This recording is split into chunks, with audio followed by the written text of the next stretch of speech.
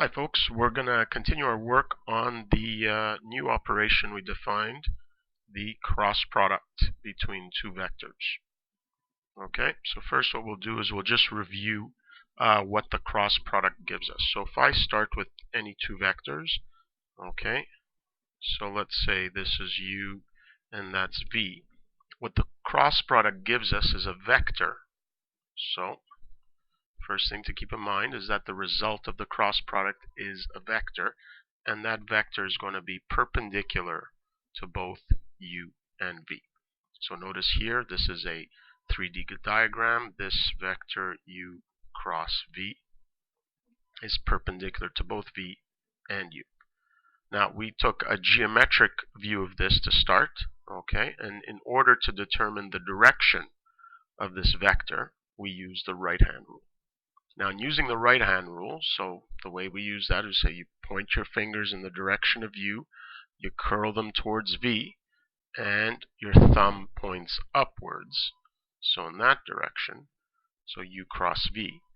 But we notice that if we go the other way around, if we point our fingers in the direction of v, and then curl them towards u, we see that our thumb points downwards.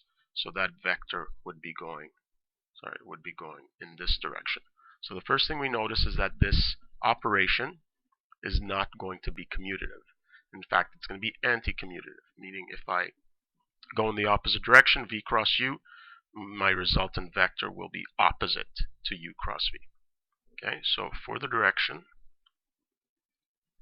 we use the right-hand rule. Okay, now, let's talk about the magnitude.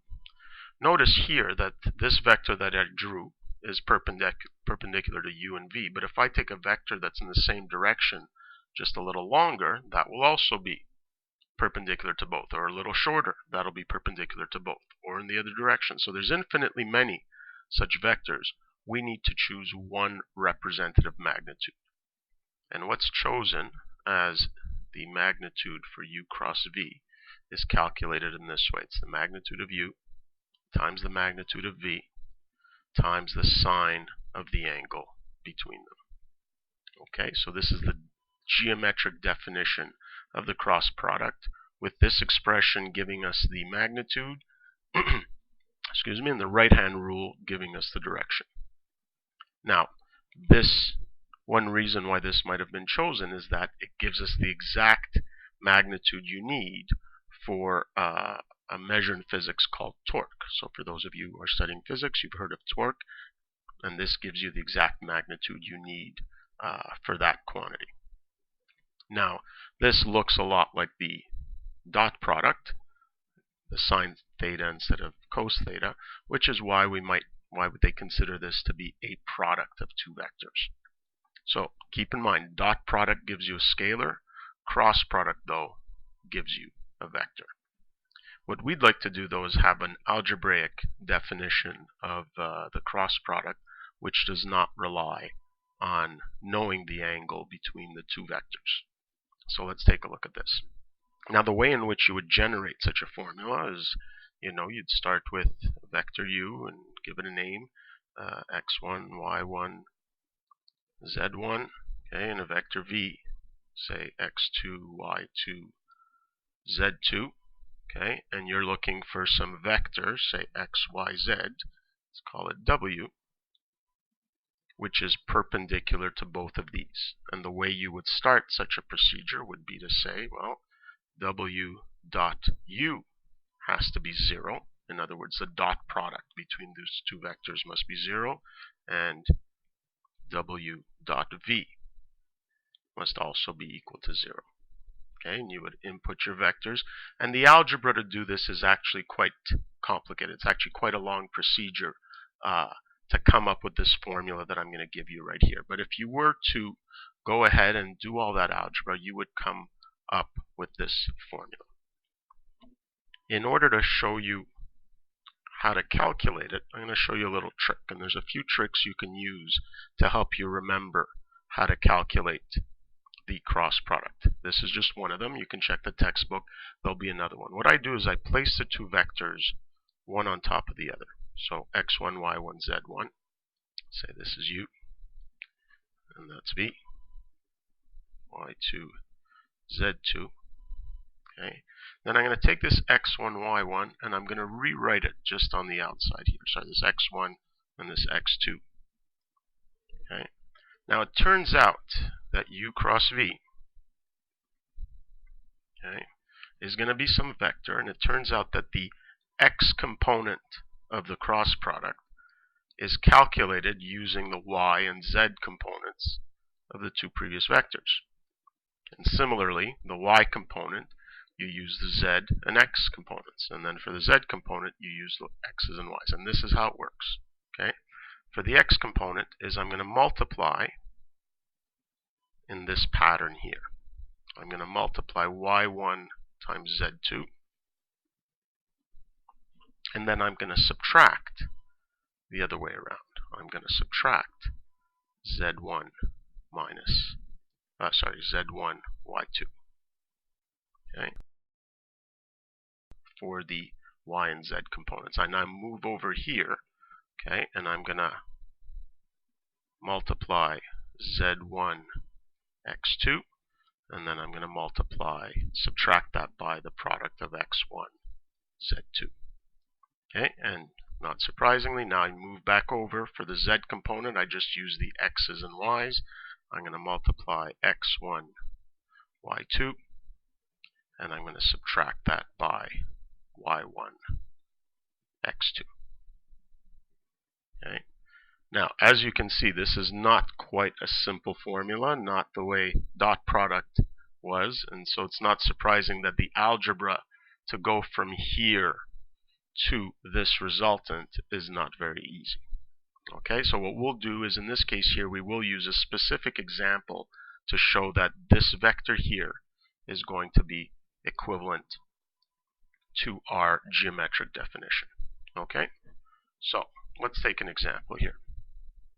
So by the way, this is our definition, our algebraic definition for the cross product. Okay, so like I said, you can use this trick here in order to remember the order.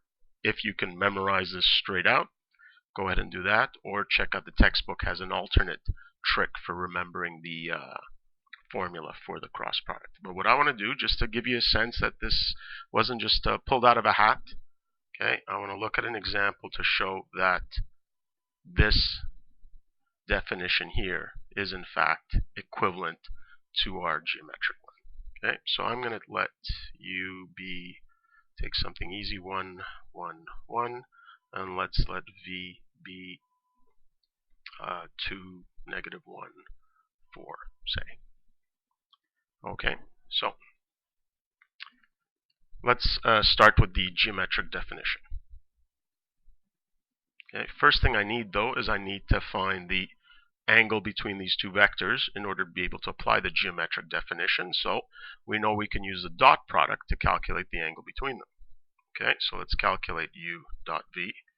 Okay, we know that's equal to magnitude of U times magnitude of V times cosine of theta, the angle between them. So U dot V on the left hand side, I'll use the algebraic definition. So 1 times 2 is 2. Okay, plus 1 times -1. So -1 plus 1 times 4. Okay, and then on this side here, let's take the magnitude of U is 1 squared plus 1 squared plus 1 squared. Okay, times the magnitude of V, so 2 squared plus -1 squared plus 4 squared times cos theta. Okay, and let's isolate cos theta. So what do we have here? 2 minus 1 is 1, plus 4 is 5, and divided by magnitude of 3, square root of 3, and here we've got 16 and 4 is 20, 21. Okay, so theta is just going to be cos inverse of this expression, 5 over root 3 root 21, and if you stick that into a calculator, you're going to get 50.9542 degrees. I'm going to keep lots of decimal places since I want to compare this afterwards to something else. So now that we have the angle, we can now calculate the magnitude of U cross V. using our